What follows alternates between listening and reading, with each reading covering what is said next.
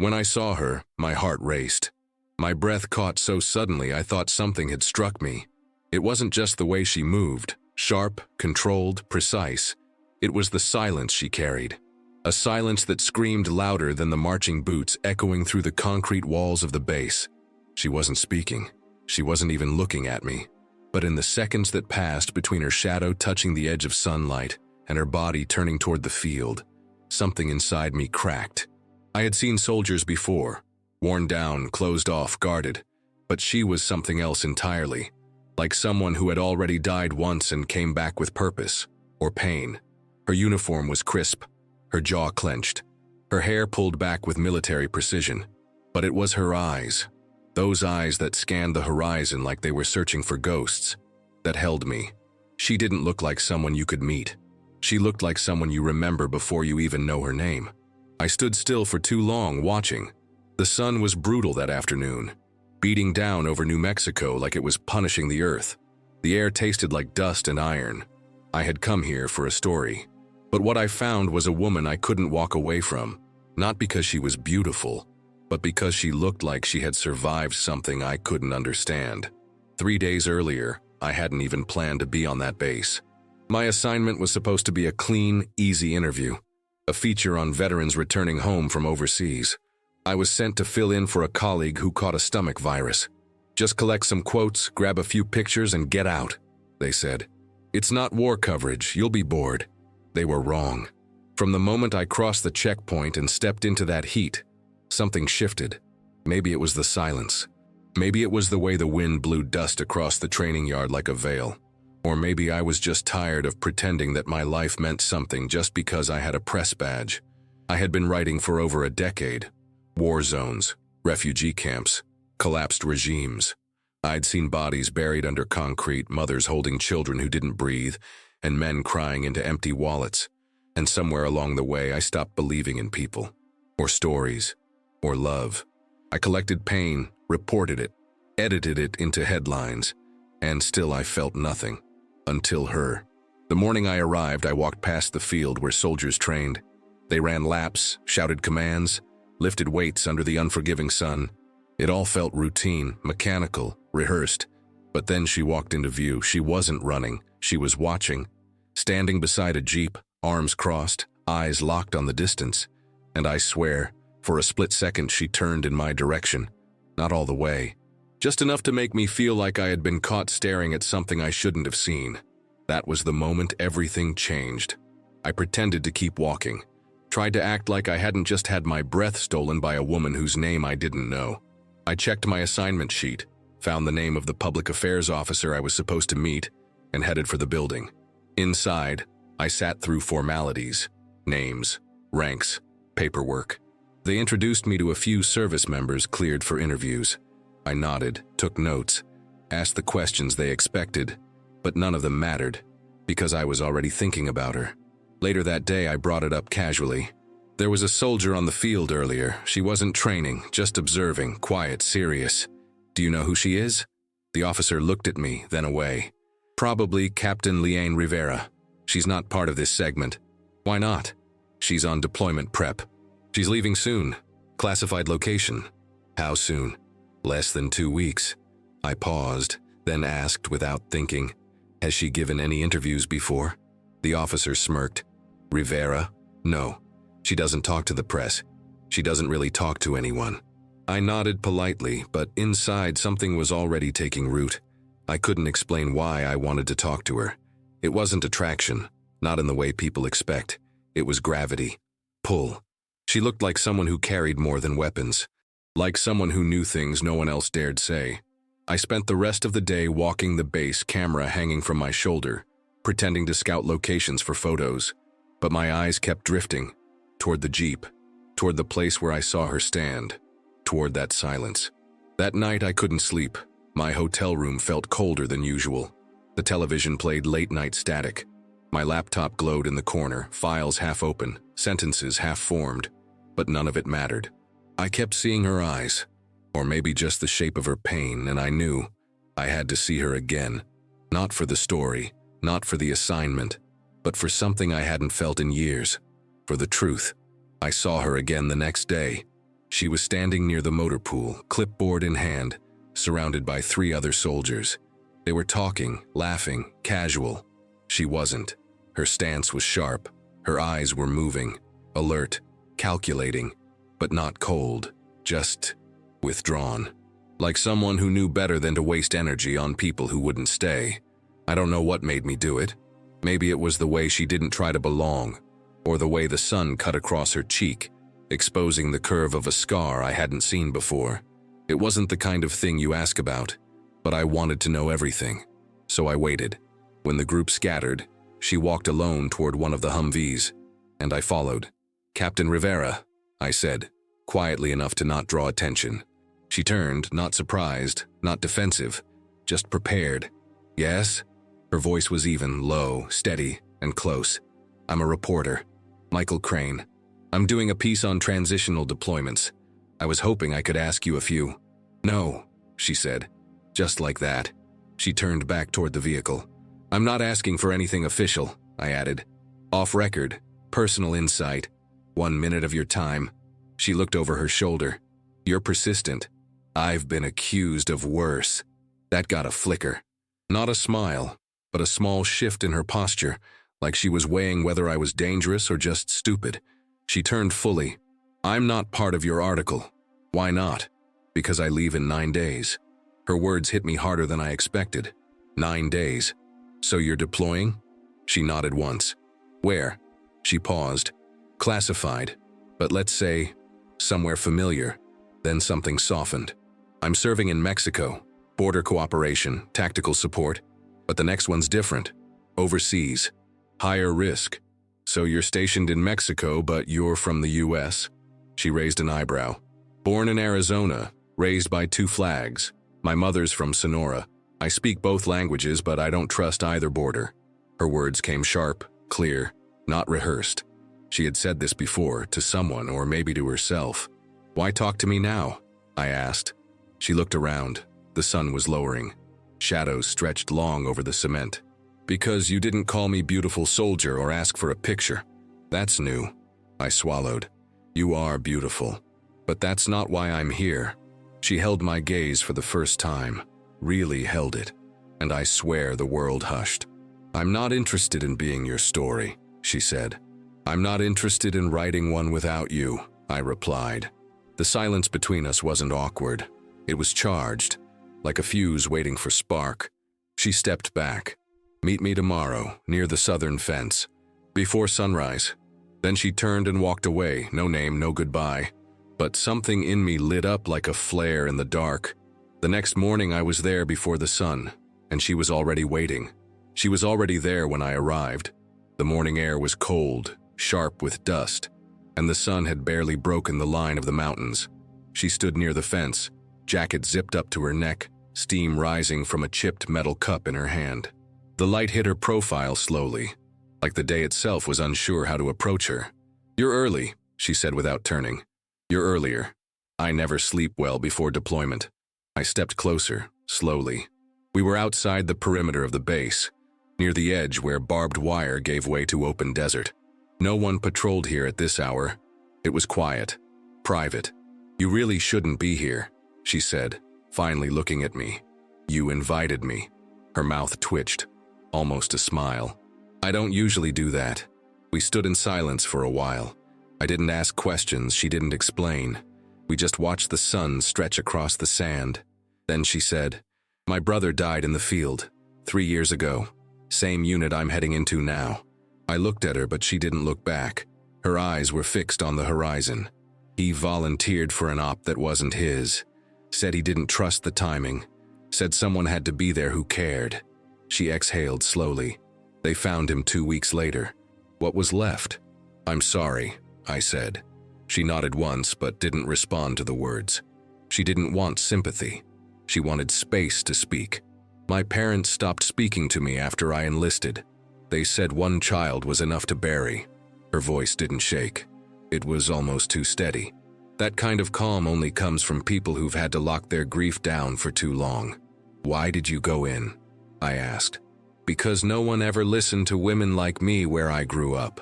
But when you wear a flag on your shoulder and know how to fire back, suddenly your voice means something. That hit deeper than I expected. We met again the next day.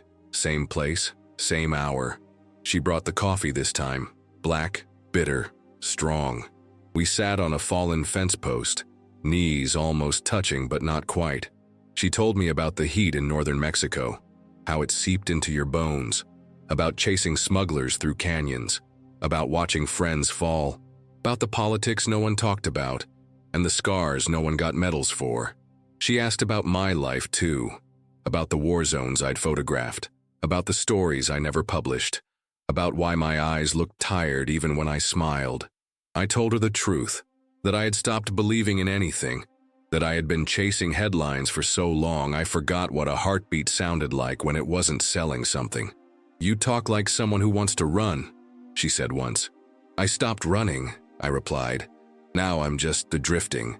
She nodded like she understood. The next morning she didn't speak much. She handed me a folded piece of paper. I opened it later back in my room.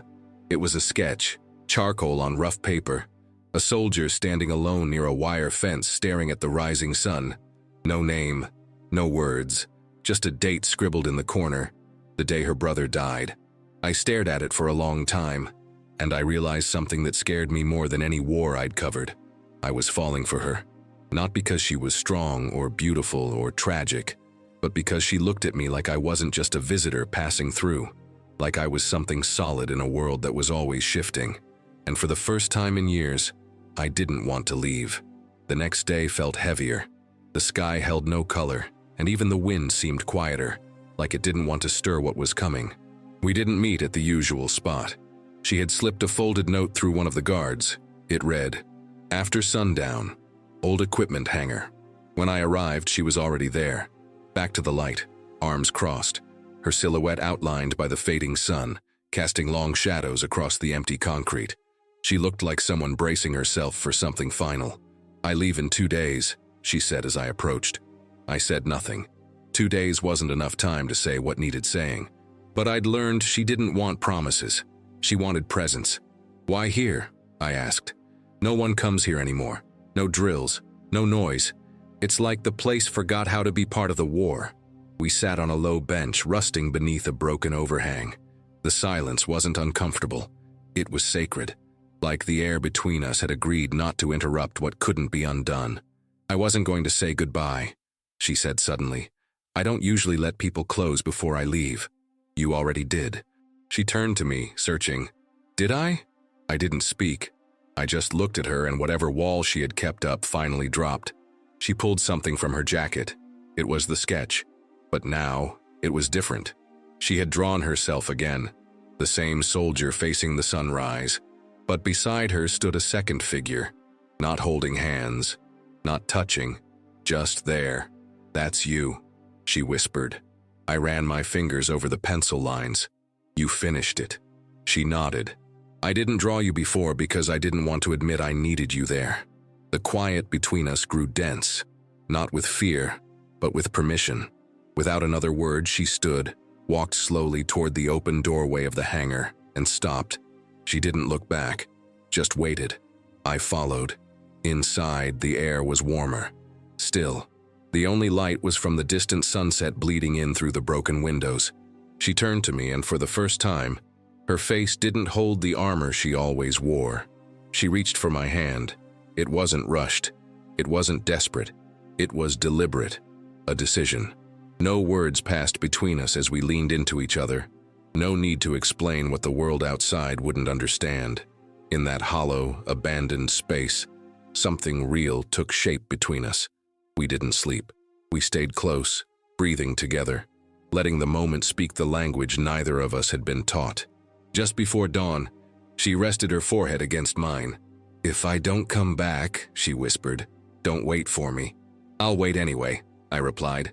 She didn't argue. When the first light broke through the cracks in the walls, we stood, dressed, and walked toward the exit. I could feel something in her shift. Not fear, not doubt, but resolve. Like she had accepted every possible outcome and chosen to move forward anyway. At the edge of the base, she stopped. "This is where I go alone," she said softly. I nodded. My throat burned. I didn't try to hold her, but I wanted to. She took a few steps forward, then paused.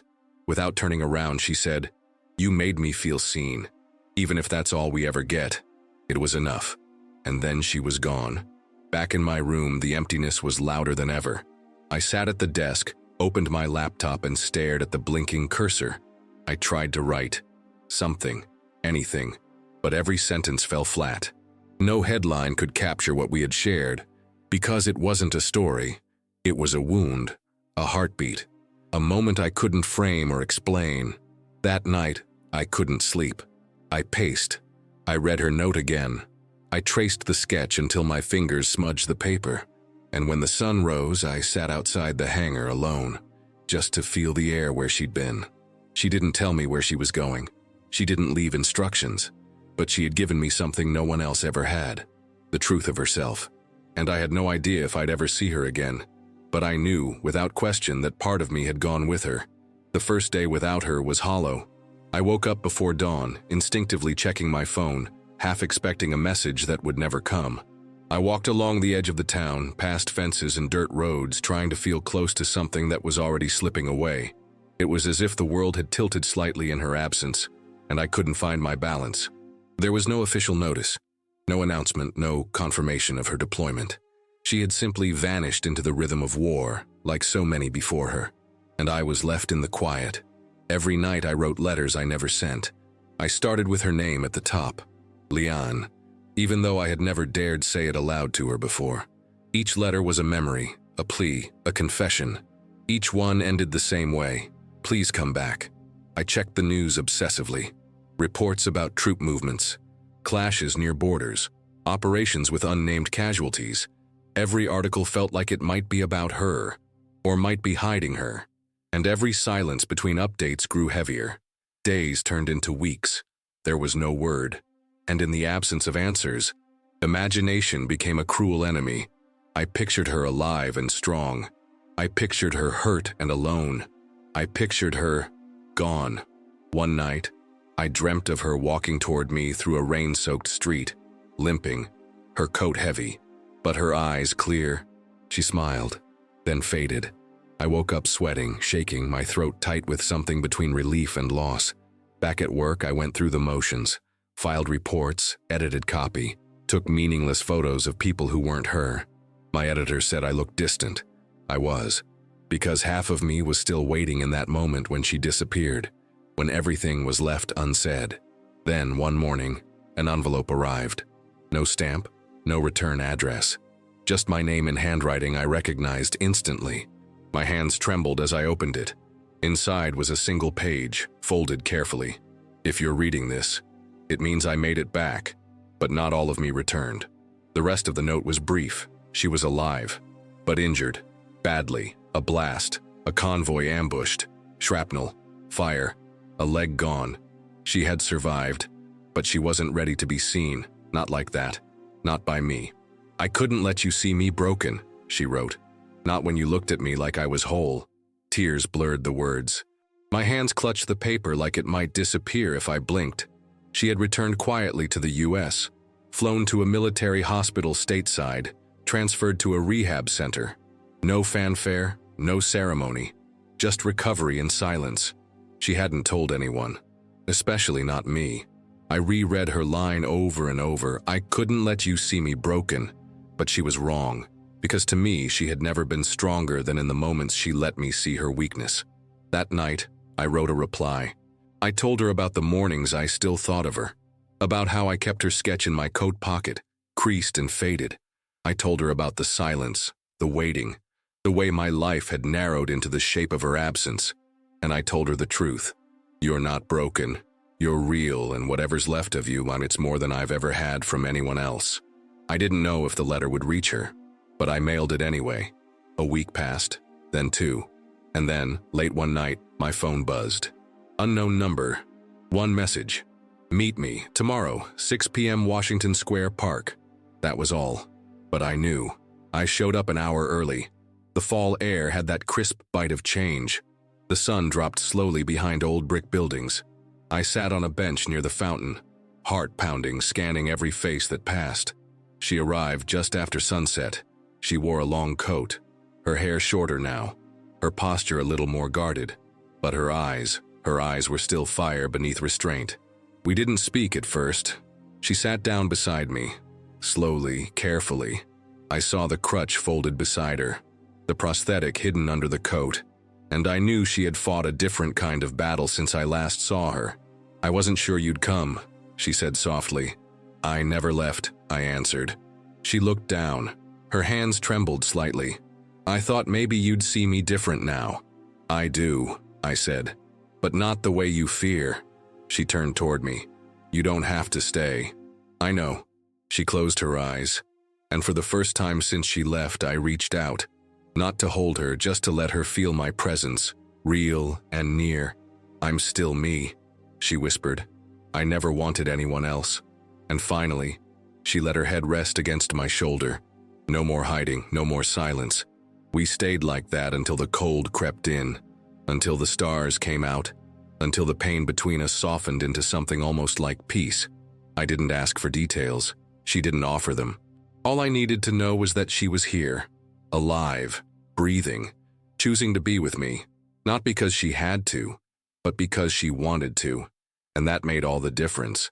There are stories that never make it to paper, names that never reach a headline, photographs that never get printed because there's no one left to approve them. I used to think I knew what war did. I used to believe that witnessing it from behind a lens was enough to understand. But I was wrong. The war doesn't end when the bullets stop. It keeps moving. In the silence, in the empty chairs at dinner tables, in the unopened letters on kitchen counters. It lives in the homes of those who wait and never hear the door open again. Some never get answers. Only a knock at the door, 2 uniforms, a folded flag. I've seen mothers collapse at the sound of their son's name. Wives trying to stay composed until the soldiers finish speaking, only to scream into a pillow when the door shuts. I've seen fathers age 10 years in 10 seconds. Children left holding a photo frame, too young to understand why the person in it won't ever tuck them in again. And I thought about all of that when Leanne Rivera left. I thought about how close I came to being one of them. One more name on a silent list of the ones left behind. For weeks I walked like a ghost.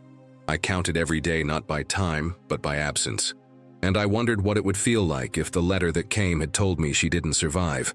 It almost did. I read the report later, unofficial, but real. Her unit was ambushed near a checkpoint. They never saw it coming. She was one of 3 survivors. The rest, gone. No bodies returned to families, just ashes and government silence. I met one of the mothers. She reached out to me after reading a piece I published about the war. Not our story, but the truth inside it. She had lost her daughter, 26, first deployment.